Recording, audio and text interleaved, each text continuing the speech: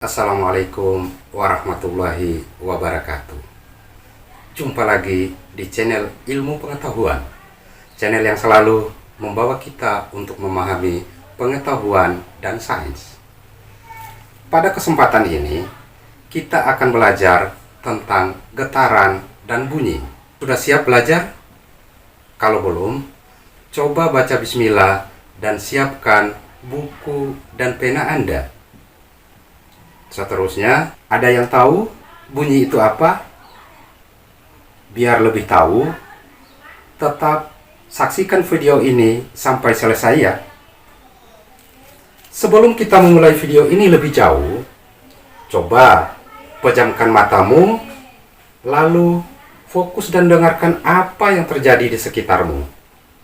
Apakah kamu mendengar suara derap langkah, suara ayahmu, bunyi notifikasi handphone, atau teriakan anak yang sedang bermain? Walaupun semuanya terdengar random dan muncul dari berbagai hal, ternyata semua hal tersebut muncul dari satu hal yang sama, yaitu getaran.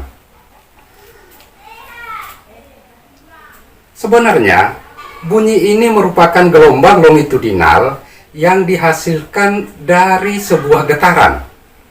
Bunyi adalah sesuatu yang ditimbulkan dari suatu benda yang bergetar atau digetarkan.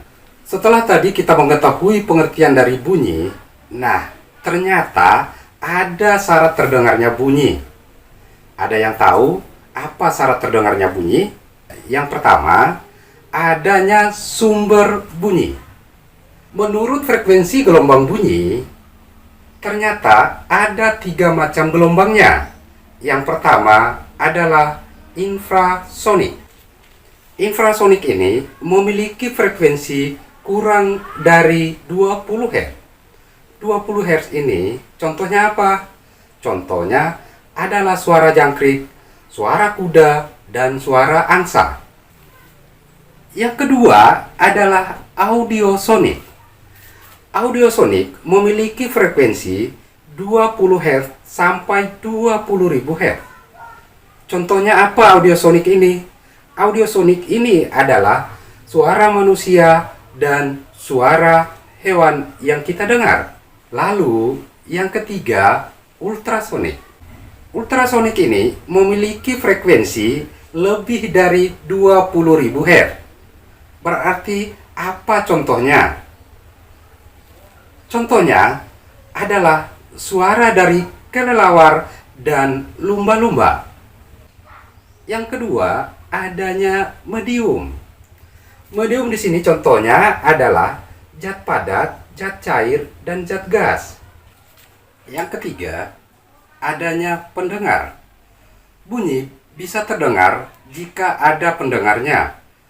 Berarti ada 3 syarat terdengarnya bunyi. Yang pertama, adanya sumber bunyi. Yang kedua, adanya medium penghantar. Dan yang ketiga, adanya si pendengar atau yang mendengarkan. Selanjutnya, bunyi ternyata memiliki sifat-sifat.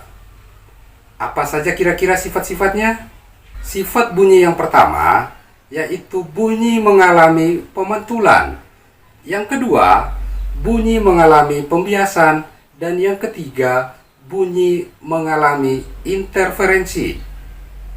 Perlu diketahui bahwa bunyi memiliki sebuah resonansi. Apa itu resonansi? Resonansi bunyi adalah peristiwa turut bergetarnya benda karena benda yang bergetar.